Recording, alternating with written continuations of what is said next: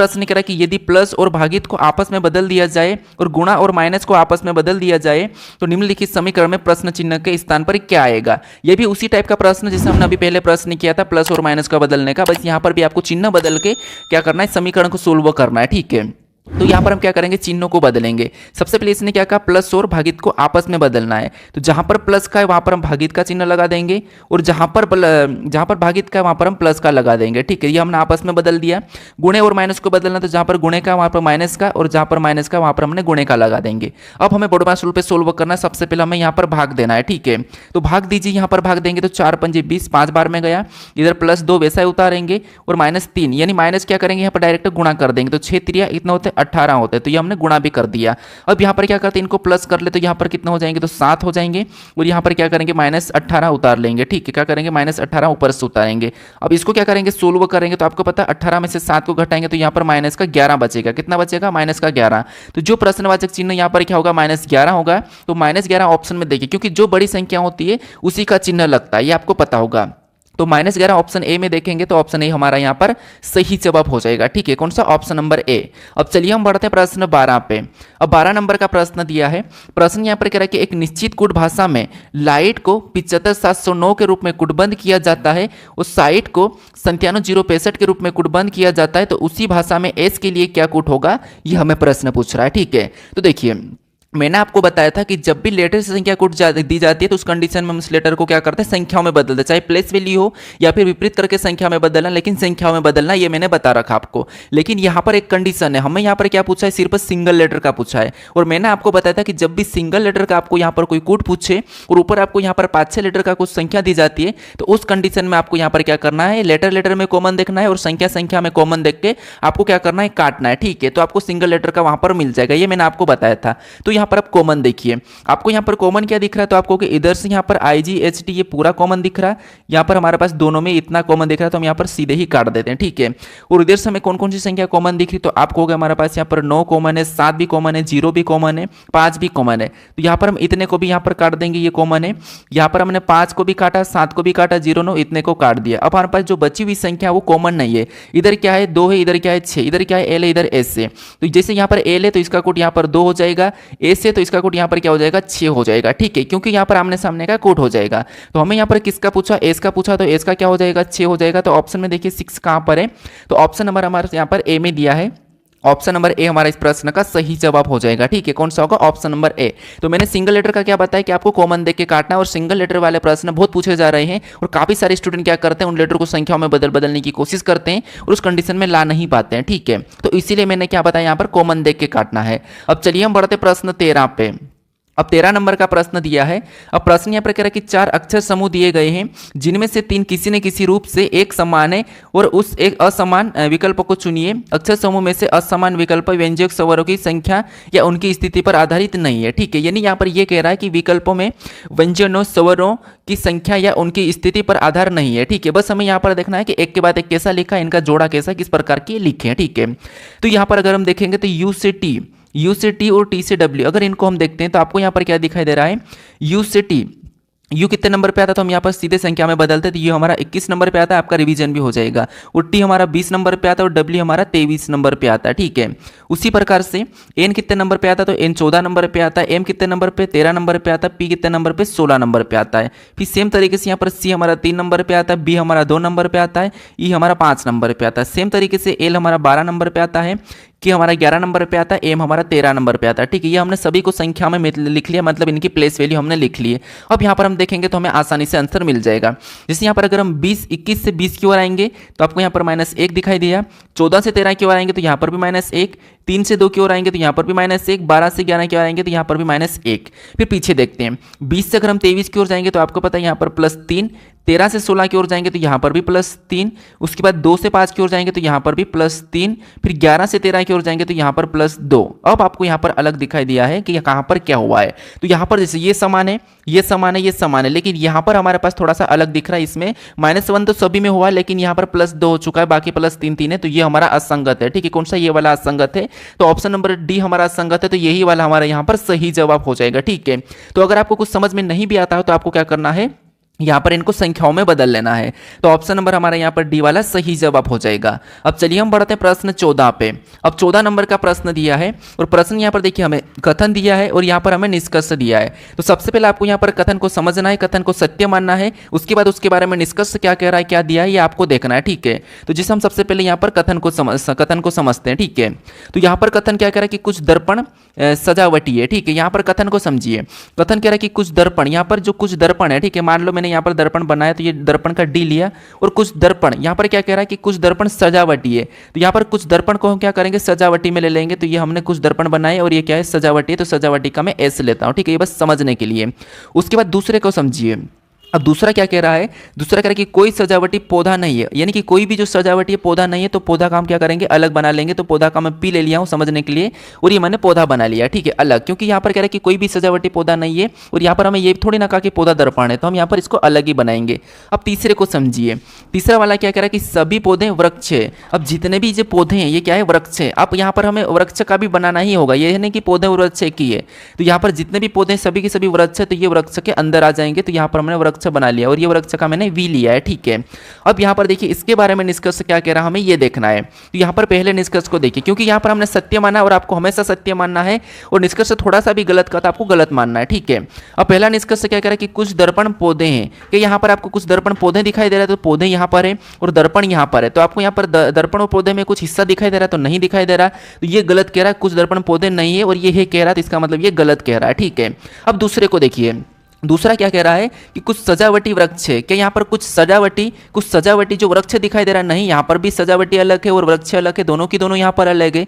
लेकिन ये कह रहा है कि कुछ सजावटी वृक्ष है, लेकिन सजावटी यहाँ पर है, हाँ, कुछ यहाँ पर दर्पण सजावटी है लेकिन वृक्ष नहीं है। तो ये भी हमें यहाँ पर क्या कह रहा है, दोनों की दोनों हमें ये गलत कह रहा है। तो निष्कर्ष न तो पहला और न ही दूसरा अनुसरण कर रहा है, दोनों की दोनों गलत है। तो ऑप्शन में देखिए कहाँ पर है, तो ऑप्शन नंबर बी में दिया है। तो ऑप्शन नंबर बी हमारा यहाँ पर सही जवाब हो जाएगा, ठीक है। आपको बस क्या करना है, कथन की सुनना है और फिर आपको निष्कर्ष को देखना है कि निष्कर्ष कह क्या रहा है, ठीक है। अब चलिए हम बढ़ते प्रश्न 15 पे। अब 15 नंबर का प्रश्न दिया है।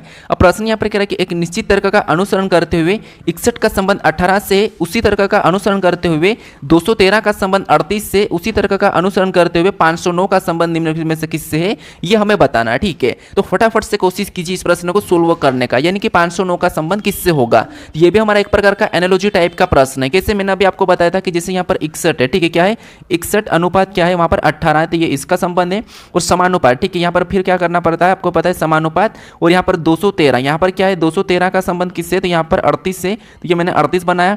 उसके बाद फिर से समानुपात लगे और 509 क्या है, 509 का संबंध किससे होगा, तो हमें यहाँ पर बताना है। तो ये हमारा एक प्रकार का एनालॉजी का ही प्रश्न है। तो यहाँ पर पता कीजिए, जैसे यहाँ पर कैसे पता करेंगे कि यहाँ पर 61 और 18 का आपस में क्या संबंध है, सेम तरीके से यहाँ पर 213 और 38 का आपस में क्या संबंध है, उसी तरीके से हमें 509 के साथ यहाँ पर संख्या को बताना, ठीक है। तो पता कीजिए, थोड़ा सा आपको टफ लग रहा होगा लेकिन आपको वर्गघन याद होगा तो ये प्रश्न आसानी से सोल्व हो जाएगा। किससे, देखिए जैसे 61 और 18 को देखेंगे तो किसके वर्गघन के आसपास है, तो आप कहोगे ये 4 के आसपास से। जैसे 4 का वर्ग कितना होता है, तो आप कहोगे 4 का, ये 61 है तो 4 का घन, और 4 का घन कितना होता है, तो 4 का घन होता है कितना 64, कितना होता है 64 होता है, ठीक है, कितना 64। और यहाँ पर क्या लिखा 61, मतलब यहाँ पर -3 किया है, कितना किया है -3 करके यहाँ पर लिखा है। और 18, और ये 18 किसके वर्ग के पास है, तो ये भी 4 के वर्ग के पास है। और 4 का वर्ग कितना होता है, तो आप कहोगे 4 का वर्ग होता है 16, कितना होता है 16। और यहाँ पर 18 मतलब यहाँ पर +2 किया है, तो यहाँ पर +2 करके ये 18 है और यहाँ पर -3 करके 61 है, ठीक है। अगर आपको कोई सी लॉजिक लग रही होगी तो आप अपनी ओर से लगा लीजिए, क्योंकि यहाँ पर दूसरी लॉजिक लगती हुई नहीं दिखाई दे रही, ठीक है। अब देखिए सेम तरीके इसको भी देखेंगे तो आपको पता है 213 किसके घन के पास है, तो जो 213 है ये 6 के घन के पास है, क्योंकि 6 का घन कितना होता है 216 होता है, ठीक है। तो ये 6 के घन के पास है और 6 का घन कितना होता है 216 होता है। और यहाँ पर भी 213 लिखा है, इसका मतलब ये है कि यहाँ पर भी -3 करके 213 लिखा है, ठीक है। सेम तरीके से यहाँ पर देखेंगे 38, ये भी 6 के वर्ग के पास है, 6 के वर्ग के पास से। और 6 का वर्ग कितना होता है, तो 6 का वर्ग होता है 36, वो 36 और यहाँ पर 38 लिखा, तो यहाँ पर भी +2 करके बताया, ठीक है। अब आपको यहाँ पर लॉजिक क्या मिल रहा है, तो आप कहोगे जैसे यहाँ पर पहली संख्या क्या है 4 का घन है, तो दूसरी वर्ग है और +2 -3 आपको दिख ही रहा होगा, ठीक है। तो यहाँ पर आपको मिला है, यहाँ पर मिला है, तो उसी तरीके से हम क्या करेंगे, ये संख्या को देखेंगे ये किसके घन के पास से, तो आप कहोगे ये 8 के घन के पास से। 8 का घन कितना होता है, तो 8 का घन होता है 512, कितना होता है, तो आप कहोगे 512। और 512 में 3 माइनस करेंगे, कितना 3 माइनस करेंगे तो 509 होते हैं। इसका मतलब इसका हमें अगर रिलेशन मिल गया है तो आपको पता है उसी का हमें क्या करना, वर्ग करके +2 करना है। तो यहाँ पर क्या करेंगे, 8 का ही वर्ग करेंगे यहाँ पर संख्या लाने के लिए। तो 8 का वर्ग कितना होता है, तो आप कहोगे 8 का वर्ग 64 होता है। और 64 में क्या करेंगे +2 करेंगे, करेंगे, क्या करेंगे +2 करेंगे तो कितने हो जाएंगे, 66 हो जाएंगे। तो जो प्रश्नवाचक चिन्ह मतलब यहाँ पर क्या हो जाएगा, 66 हो जाएगा। कितना हो जाएगा, तो आपको हो गया 66 हो जाएगा, ठीक है, कितना 66, यानी यहाँ पर आपको दिखाई दे रहा होगा जो 509 है इसका संबंध किससे होगा, 66 से होगा। तो ऑप्शन में देख लीजिए 66 कहां पर है, तो ऑप्शन नंबर सी में दिया है, तो ऑप्शन नंबर सी हमारा यहां पर सही जवाब हो जाएगा, ठीक है। तो आपने अगर लॉजिक लगाया होगा तो ये मुझे कमेंट करके बताना कि आपने कौन सी लॉजिक लगाई है। अब चलिए हम बढ़ते प्रश्न 16 पे। अब 16 नंबर का प्रश्न दिया है और ये भी हमारा पासे का प्रश्न है। प्रश्न क्या है कि एक पासे के विभिन्न फलकों पर 6 अक्षर MNOPQ और R लिखे गए हैं। नीचे दिए गए चित्र में इस पासे की 2 स्थितियों को दर्शाया गया है। दिए गए विकल्पों में से ओ के विपरीत फलक पर लिखा अक्षर ज्ञात कीजिए। ये भी हमारा पासे का प्रश्न है और ये हमारे पास 2 पास है। और आपको पता है जब भी हम एक से अधिक पासे को सोल्व करते हैं तो कॉमन सतह देखते हैं। तो यहाँ पर आपको कॉमन सतह देखना चाहिए, लेटर और चिन्हों शब्दों कुछ भी हो, मैंने बताया था कि आपको कॉमन सतह देखना है। तो फटाफट से कॉमन सतह देखिए, क्योंकि हमने यहाँ पर दूसरे नंबर या तीसरे नंबर के प्रश्नों को देखा था और वहाँ पर मैंने बताया था कि आपको कैसे कॉमन सतह देखना है। तो यहाँ पर कॉमन सतह में क्या दिखाई दे रहा है, तो आपको होगा हमें यहाँ पर ओ कॉमन सतह दिखाई दे रहा है, दोनों में क्या दिखाई दे रहा है, तो आपको होगा यहाँ पर हमारे पास ओ कॉमन सतह दिखाई दे रहा है, यहाँ पर हमारे पास ओ कॉमन सतह दिखाई दे रहा है, ठीक है। अब आपको पता है कॉमन हम क्या करते हैं, सिंगल कॉमन होता है तो हम घड़ी के दिशा में चलते हैं। और हमें यहाँ पर एक बात है कि ओ का ही विपरीत पूछा तो जो नहीं दिखाई दे रहा वो उसका विपरीत हो जाता है। अगर आपने अच्छी प्रैक्टिस की होगी तो आप डायरेक्ट बताओगे कि आर नहीं दिखाई दे रहा, तो इसका जवाब आर हो जाएगा, ऑप्शन नंबर डी। लेकिन फिर भी मैं आपको यहाँ पर बताऊंगा सोल्व करके, ठीक है। जिससे हमें यहाँ पर कॉमन क्या दिखाई दे रहा है, तो ओ हमें कॉमन दिखाई दे रहा है। हम क्या करेंगे, अब यहाँ पर घड़ी की दिशा में चलेंगे कॉमन से। तो पहले वाले में चलेंगे तो एन मिला, फिर आगे चलेंगे तो एम मिला, तो उसको लिख लेंगे, जिससे एन मिला था तो एन को लिखेंगे, एम मिला तो एम को लिखेंगे। अब दूसरे में चलेंगे तो हमें क्यू मिला और आगे चलेंगे तो पी मिला, तो उसको भी लिख लेंगे। तो सबसे पहले हमें यहाँ पर क्यू मिला, फिर हमें यहाँ पर पी मिला, ठीक है, तो हम पी को भी लिख लेंगे। अब इसको आमने सामने करेंगे तो यहाँ पर इनका क्या हो जाएगा, विपरीत निकलेगा। एम का क्या हो जाएगा, पी और पी का एम, एन का क्या हो जाएगा, क्यू और क्यू का ओ, क्यू का एन, ठीक है। अब यहाँ पर ओ का पूछा तो जो नहीं दिखाई दे रहा, जो बच गया लेटर क्या हो जाएगा, कॉमन का हो जाएगा। तो एक तरह इसको काट देंगे और आर नहीं दिखाई देता, आर को यहाँ पर हम लिख देंगे। तो यहाँ पर ओ का पूछा, आ का क्या निकला, आर निकला। तो आपको पता है मैंने पहले ही बताया था कि ऑप्शन नंबर डी, तो ये वाला हमारा यहाँ पर सही जवाब हो जाएगा, ठीक है। अगर आपको एक बार में नहीं भी निकलता हो तो कोई बात नहीं, आप इस तरीके से निकाल सकते हो, ठीक है। तो ऑप्शन नंबर डी हमारा इस प्रश्न का सही जवाब हो जाएगा। अब चलिए हम बढ़ते प्रश्न 17 पे। अब 17 नंबर का प्रश्न दिया है। प्रश्न करें कि दिए गए विकल्पों में से उस आकृति का चयन कीजिए जो निम्नलिखित श्रृंखला में प्रश्न चिन्ह को प्रतिस्थापित कर सकती है। यानी यहाँ पर जो प्रश्नवाचक चिन्ह यहाँ पर अगली कौन सा बक्स होगा, किस प्रकार का होगा, ये हमें बताना, ठीक है। तो आपको पता है ये प्रश्न थोड़ा सा कठिन लगता है और आप इस प्रश्न को गलत करते ही होंगे ऐसे प्रश्न को, ठीक है। लेकिन यहाँ पर थोड़ा सा समझिए, ये प्रश्न भी हमारा सीरीज का प्रश्न है, लेकिन हमारा आकृति सीरीज का प्रश्न है। तो हमें यहाँ पर एक के बाद एक आकृति को देखना कि ये एक के बाद एक आकृति कैसी बनती हुई जा रही है, यानी कि किन लेटर और चिन्हों को किस तरफ से किस तरफ रख रहा है, ठीक है। तो सबसे पहले हम यहाँ पर क्या करेंगे, इस वर्ग वाले डब्बे को देखेंगे। तो ये यहाँ पर था, ठीक है, कहाँ पर है, ये बीच में है और बीच में के बाद ये हमारा बीच में है, लेकिन यहाँ पर जाने के बाद इसको इस तरफ आया, मतलब यहाँ पर आया। मैं आपको बस यहाँ से समझा रहा हूँ पहली आकृति को लेकर, ठीक है। पहली से दूसरी को देखा तो ये यहाँ पर आ चुका था। फिर हम आगे देखेंगे तो ये वहीं पर रहा, यहाँ पर मतलब मैंने डबल बनाया, मतलब ये वहीं पर रहा, ठीक है। फिर यहाँ से क्या हुआ, इस तरफ आया, मतलब फिर यहाँ पर आ चुका है, यहाँ पर आ चुका है। फिर अगले आकृति में जाने के लिए क्या करेगा, वहीं पर रह जाएगा, मतलब जो अगला बॉक्स है वो यहीं पर बन जाएगा, ठीक है। कैसा बन जाएगा, यहीं पर बन जाएगा। ये हमने निकाला है क्योंकि इसके हिसाब से, क्योंकि यहाँ पर था, फिर यहाँ पर हुआ, फिर दूसरी बार उसी जगह पर रहा, फिर तीसरी में इसमें आया तो अगला भी उसी में रहेगा, ठीक है। फिर यहाँ से और ये चेंज हो जाएगा, लेकिन इसी बॉक्स में बताना तो ये यहीं पर रहेगा। ऑप्शन में देखेंगे तो ये तो हो नहीं सकता और ये भी इसी साइड नहीं होगा, ठीक है। दोनों को हमने हटाया, हमारे पास ऑप्शन 2 बचे हैं, ठीक है। मान लो अभी तक हमने यहाँ पर क्या करा, यहाँ पर बॉक्स को यहाँ पर रखा है, ठीक है, ये हमने बनाया। उसके बाद हम यहाँ पर किसी एक लेटर को देखते हैं। जिस आप लेटर को देखिए, अब ये लेटर हमारा यहाँ पर है और वहीं दूसरी आकृति में भी वहीं पर है। फिर तीसरी में ये बीच में गया और यहाँ पर देखिए चौथी में यहाँ पर आ चुका है। एक बार बीच में गया तब वहीं पर रहना चाहिए, तो आपको होगा हाँ, अब यहाँ पर एक बार तो चेंज, 2 बार वहीं पे रहा, फिर एक बार चेंज करा, फिर अगली बार और चेंज कर लिया तब वहीं पर रहेगा, ठीक है, यहीं पर रहेगा। मतलब ये जो एक्स है वो कहाँ पर रहेगा, तो आपको होगा एक्स भी वहीं पर रहेगा, मतलब यहाँ पर रहेगा। आकृति में देखेंगे तो दोनों में है, तो हाँ ठीक है, दोनों में हमारे पास यहाँ पर दिखाई दे रहा। अब हम यहाँ पर क्या करते हैं, जेड भी हमारे पास दोनों में सेम है, तो हम यहाँ पर क्या करते हैं, यहाँ पर डी को चेक कर लेते हैं। डी को देखते हैं तो जैसे डी कहाँ पर है, तो आपको यहाँ पर है। उसके बाद अगले में वहीं पर रहा, फिर स्थान चेंज करा, फिर वहीं पे रहा, फिर स्थान चेंज करेगा। तो स्थान चेंज करने पर किसी भी कोने में रहेगा, उसी स्थान पे तो जाएगा नहीं। तो जैसे नीचे वाले पे आ गया था, ऊपर वाले पे भी चले गया, या तो ये यहाँ होगा या फिर बीच में होगा। तो आपको पता है इसमें तो बॉक्स है और इस साइड एक्स है, तो डी कहाँ पर होना चाहिए, तो डी बीच में होना चाहिए। तो यहाँ पर बीच में है, इसका मतलब ये है कि ऑप्शन नंबर सी हमारा यहाँ पर सही जवाब हो जाएगा। एक्स इस साइड है, बॉक्स इस साइड, डी साइड है, जेड ऊपर होगा। तो जेड कैसे ऊपर होगा, तो एक बार इसका पैटर्न समझिए। यहाँ पर था, फिर ये बीच में आया, फिर ये नीचे गया, फिर वहीं रहा, तो अब चेंज हो जाएगा। तो चेंज होने के बाद ये ऊपर चले जाएगा, तो ऊपर है तो सही है, ये कौन सा होगा, ऑप्शन नंबर सी। तो आपको यहाँ पर एक एक चिन्ह को देखना है या फिर कोई भी लेटर हो आपको एक एक को देखना है, ठीक है। अब चलिए हम बढ़ते प्रश्न 17 पे। अब 17 नंबर का प्रश्न दिया है। प्रश्न यहाँ पर कह रहा है कि यदि शब्द यहाँ पर डी लाइट के प्रत्येक अक्षर को अंग्रेजी वर्णमाला क्रम में व्यवस्थित किया जाए तो कितने अक्षरों का स्थान अपरिवर्तित रहेगा, ठीक है। मतलब यहाँ पर ये है कि हमें क्या करना है, डी लाइट को क्या करना है, अंग्रेजी वर्णमाला क्रम में व्यवस्थित करना है, फिर कितने का हमारे पास यहाँ पर स्थान चेंज होगा ये हमें देखना है, ठीक है। तो सबसे पहले जिसे हम यहाँ पर क्या करेंगे, डे लाइट को वापस से लिख लेंगे सबसे पहले, तो फिर इसको क्या करेंगे, अंग्रेजी वर्णमाला क्रम में व्यवस्थित करेंगे, ठीक है। क्या करेंगे, अंग्रेजी वर्णमाला क्रम में व्यवस्थित करेंगे। तो सबसे पहले हमने यहाँ पर लिखा। अब लिखने के बाद इसको क्या करेंगे, अंग्रेजी वर्णमाला क्रम में व्यवस्थित करेंगे। तो इनमें एबीसीडी में सबसे पहले कौन आएगा, तो आपको होगा यहाँ पर डी आए तो हम डी को लिखेंगे, डी के बाद ई आता तो यहाँ पर ई को लिखेंगे, ई के बाद इनमें क्या आएगा तो आपको होगे जी आएगा, क्या आएगा तो जी को लिखेंगे, जी के बाद क्या आएगा एस आएगा तो एस को लिखेंगे, फिर आई आएगा तो आई को लिखेंगे, फिर एल आएगा तो एल को लिखेंगे और टी आएगा तो टी को लिखेंगे। हमें यहाँ पर कितने कहा कि कितने अक्षरों का अपरिवर्तित रहेंगे, यानी कि कितने अक्षर अपरिवर्तित रहेंगे। अपरिवर्तित का मतलब ये कि जिस स्थान पर यहाँ पर थे उसी स्थान पर होना चाहिए, ठीक है। जैसे डी यहाँ पर पहले पे था तो ये अपरिवर्तन रहा, ये वहीं पर रहा, ये इसका स्थान नहीं बदला, ई का भी स्थान नहीं बदला तो ये भी वहीं पर रहा। उसके बाद और किसका नहीं बदला, तो और टी का भी नहीं बदला। तो यहाँ पर तीन ऐसे हैं जिनका स्थान नहीं बदला है, ठीक है। तीन ऐसे अक्षर है जिनका स्थान नहीं बदला है, बाकी का सबका बदल गया। जैसे यहाँ पर एस यहाँ पर था तो यहाँ आ गया, जी यहाँ पर आ गया, एल पीछे चले गया, आई यहाँ पर आ गया। मतलब यहाँ पर तीन ऐसे लेटर है इनका स्थान नहीं बदला है। तो यहाँ पर कितने अक्षर अपरिवर्तित रहेंगे, तो तीन। ऑप्शन में देखिए ऑप्शन नंबर बी में दिया है, तो ऑप्शन नंबर बी हमारा इस प्रश्न का सही जवाब हो जाएगा, ठीक है। तो बस आपको यहाँ पर क्या करना है, अंग्रेजी वर्णमाला क्रम में व्यवस्थित करना है। उसके बाद आपको देखना है कि कितने अक्षरों का परिवर्तन हुआ और कितने का नहीं हुआ, ठीक है। प्रश्न क्या पूछ रहा है उसके हिसाब से फिर आपको ऑप्शन लगाना है। अब चलिए हम बढ़ते प्रश्न 19 पे। अब 19 नंबर का प्रश्न है। 19 नंबर का जो प्रश्न दिया है, प्रश्न करें कि निम्नलिखित श्रृंखला को जारी रखने के लिए प्रश्न चिन्ह के स्थान पर कौन सी आकृति आनी चाहिए। यह भी हमारा आकृति श्रृंखला का ही प्रश्न जैसे हमने इससे पिछले वाले प्रश्न को देखा था, ठीक है। तो मैंने क्या बताया आपको, किसी भी एक लेटर को लेकर चलना है, किसी भी एक लेटर को लेकर चलोगे तो आपका प्रश्न आसानी से सोल्व हो जाएगा। जैसे यहाँ पहले में मान लो हमने आर को लेकर चला है, ठीक है। तो पहले से हम दूसरे को देखेंगे तो आर का स्थान कहाँ गया, तो पहले में दूसरे को देखेंगे तो ये यहाँ पर, इसका मतलब ये इस तरफ आ चुका है, ठीक है। फिर हम यहाँ पर दूसरे से तीसरे को देखेंगे तो आर कहाँ चले गया, तो इस कोने में चले गया, ठीक है, ये रहा। उसके बाद यहाँ से और आगे देखें तो आर कहाँ पर चले गया, यहाँ पर चले गया। अब एक स्थान बचा, अब आर कहाँ पर आ जाएगा, तो एक स्थान हमारा यहाँ पर है, तो बीच में आना चाहिए, क्योंकि यहाँ पर इन्हीं स्थानों पे घूम रहे अक्षर, इन्हीं स्थानों पे घूम रहे, क्योंकि पहले यहाँ था, फिर यहाँ हुआ, फिर यहाँ हुआ, फिर यहाँ हुआ, तो अगला हमारा बीच में आना चाहिए। तो यहाँ पर बीच में आर बनना चाहिए, तो बीच में आर देखेंगे, यहाँ पर नहीं है, यहाँ पर नहीं, तो दो ऑप्शन तो हम हटा सकते हैं, ठीक है, क्योंकि यहाँ पर एक इस सीरीज के हिसाब से तो आर बीच में ही आना चाहिए।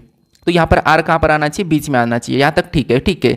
उसी बात किसी और लेटर को देखते हैं, जिसे हमने सबसे पहले ए को देखा, बीच में से लेते हैं। तो ए यहाँ पर था, अगले में जाएंगे, इससे अगले में देखेंगे तो ए इस स्थान पर आ गया, फिर इससे अगले में देखेंगे तो ए यहाँ पर आ गया, फिर इससे अगले में देखेंगे तो ए वापस से बीच में चले गया। तो अगले में कहाँ से शुरू होगा, तो क्योंकि यहाँ पर आया था फिर यहाँ गया, तो यहाँ पर बीच में या तो ए यहाँ पर रहेगा फिर यहाँ पर रहेगा। तो ए को देखेंगे, मान लो ए यहाँ पर भी हो सकता है, ठीक है। तो दोनों ऑप्शन में देखेंगे तो ए कहाँ पर है, तो ए वापस से दोनों की दोनों में यहाँ पर है, ठीक है। कहाँ पर है, यहाँ पर है। इसका मतलब ये है कि ए यहाँ पर आया था, यहाँ पर आया, यहाँ पर, मतलब ए का स्थान यहीं पर घूम रहा है, ठीक है। ए का स्थान कहाँ पर घूम रहा है, यहीं पर घूम रहा है, तो ए यहाँ पर होगा, ठीक है। ए को छोड़ो, अभी हम यहाँ पर इस वाले चिन्ह को देखते हैं। तो यहाँ पर था, उसके बाद ये यहाँ से कहाँ हुआ, तो आपको इस कोने में चला गया, अगले में, फिर अगले में बीच में आ गया, फिर अगले में यहाँ पर आ गया। तो अगला स्थान इसका यहाँ पर होना चाहिए, कहाँ पर, इस कोने में होना चाहिए। तो इस कोने में देखेंगे तो यहाँ पर है, इसका मतलब ये कि सी वाला मैच हो रहा है, ठीक है, सी वाला मैच हो रहा है। और चेक करते हैं, अब हम यहाँ पर एक्स को देखते हैं।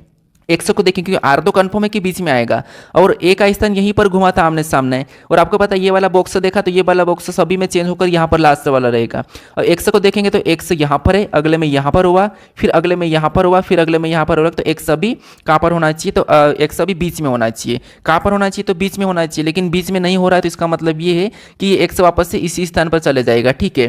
कहाँ पर चले जाएगा, तो एक्स का भी चेंज हुआ है, बॉक्स का तो वही रहा है, लेकिन एक्स का भी चेंज हो रहा है। तो ऑप्शन नंबर हमारा कौन सा वाला, तो यहाँ पर हमारे पास वाला मैच होता हुआ दिखाई दे रहा। लेकिन एक बार और हम यहाँ पर 5 को देख लेते हैं, ठीक है। अब 5 को देखेंगे तो 5 यहाँ पर है, अगले में देखेंगे तो अगला वाला 5 कहाँ पर है, बीच में, फिर अगले में देखेंगे तो यहाँ पर, फिर अगले में देखेंगे यहाँ पर, मतलब अगला 5 यहाँ पर होना चाहिए। तो यहाँ पर अगला 5 कहाँ पर दिखाई दे रहा है, तो हमें यहाँ पर कहीं भी नहीं दिखाई दे रहा, ठीक है। इसमें 5 इस तरफ दिखाई दे रहा है, और इसमें भी इस तरफ दिखाई दे रहा है, इसमें ऊपर ही दिखाई दे रहा है, इसमें बीच में दिखाई दे रहा है। इसका मतलब ये है कि जो 5 है वापस से कहाँ से शुरू करेगा, तो बीच से शुरू करेगा। तो आर नीचे होना था, सभी के स्थान चेंज हो रहे हैं, तो आर का भी उसी स्थान पर नहीं जाना चाहिए। आर भी क्या करेगा, जहां से शुरू हुआ था, जैसे यहां से शुरू हुआ था तो आर वहीं पे रहेगा, ठीक है। तो हमें यहां पर क्या करना चाहिए, हमें ऑप्शन नंबर कौन सा वाला लगाना चाहिए, तो आपको ऑप्शन नंबर हम सी वाला लगाएंगे, ठीक है। कौन सा, ऑप्शन नंबर सी। मान लो अगर हम आर को देखा एक बार, तो यहां पर था, फिर अगले में यहां पर था, फिर अगले में यहां पर था, फिर अगले में कहां पर है, तो आपको अगले में यहाँ पर था तो अगले में यहाँ पर होना चाहिए, लेकिन यहाँ पर नहीं जाएगा, ठीक है, यहाँ पर नहीं जाएगा, यहाँ पर जा चुका, ठीक है, यहाँ पर था, फिर यहाँ पर था, उसके बाद ये यहाँ पर था, उसके बाद ये बीच में आना चाहिए, लेकिन बीच में नहीं, आर वापस से उसी स्थान पर आएगा, ठीक है। तो हम यहाँ पर ऑप्शन कौन सा लगाएंगे, तो आप कहोगे ऑप्शन नंबर हम यहाँ पर ए वाला लगाएंगे, ठीक है। कौन सा ऑप्शन नंबर ए लगाएंगे, तो ऑप्शन नंबर ए हमारा इस प्रश्न का सही जवाब हो जाएगा, ठीक है। कौन सा ऑप्शन नंबर ए। अब चलिए हम बढ़ते हैं प्रश्न 20 पे। अब 20 नंबर का प्रश्न दिया है। अब प्रश्न यहाँ पर कह रहा है कि निम्नलिखित 4 विकल्पों में से 3 किसी न किसी रूप से समान है और इस प्रकार एक समूह बनाते हैं, कौन सा विकल्प उस समूह से संबंधित नहीं है, ठीक है। यानी कौन सा विकल्प उस समूह से संबंधित नहीं है, हमें यह बताना है। तो यहाँ पर हमें 4 विकल्प दिए हैं, इनमें से 3 किसी न किसी प्रकार के समान है लेकिन एक अलग है, उसका हमें यहाँ पर चयन करना है, ठीक है। अब आपको पता है यहाँ पर पहले सिंगल संख्या पूछी जाती थी, वहाँ पर हमें एक छांटना, लेकिन यहाँ पर समूह में है तो यहाँ पर हमें चेक करना होगा। अब आपको पता है हम ज़्यादातर क्या करते हैं, बड़ी संख्या को लाने की कोशिश करते हैं, तो क्यों ना हम यहाँ पर बड़ी संख्या को लाने की कोशिश करते हैं। जैसे मान लो 23 और 38 को आपस में जोड़ भी देते हैं तो यहाँ पर कितने हो जाएंगे, तो आप कहोगे यहाँ पर हमारे पास हो जाएंगे 61। कितने हो जाएंगे, 61 हो जाएंगे। कितने हो रहे हैं, 61 हो रहा है, ठीक है। और बीच में क्या लिखा है, 84। यानी अगर हम यहाँ पर क्या करते हैं, 84 में से 61 को माइनस करते हैं तो यहाँ पर हमारे पास कितने बचेंगे, तो आप कहोगे यहाँ पर हमारे पास 23 बचेंगे। कितने बचेंगे, 23। और 23 यहाँ पर पहली संख्या हमें प्राप्त हो रही, क्या हो रही, इसमें पहली संख्या निकल रही। हमने क्या किया, बीच वाली संख्या को लाने के लिए इन दोनों संख्या को आपस में जोड़ा, तो आपस में जोड़ने पर कितना प्राप्त हुआ, तो आप कहोगे हमारे पास यहाँ पर 61 प्राप्त हुआ, ठीक है। अब बीच में तो 84 लिखा है, अब 84 लाने के लिए या तो हम प्लस करके देखते हैं, लेकिन हमने क्या किया, यहाँ पर 84 में से 61 को घटा दिया, तो हमें यहाँ पर क्या प्राप्त हुआ, तो आप कहोगे हमें यहाँ पर 23 प्राप्त हुआ। और जो 23 है वो पहली संख्या है, तो हम क्यों ना यही वाला पैटर्न नीचे चेक करके देख लेते हैं।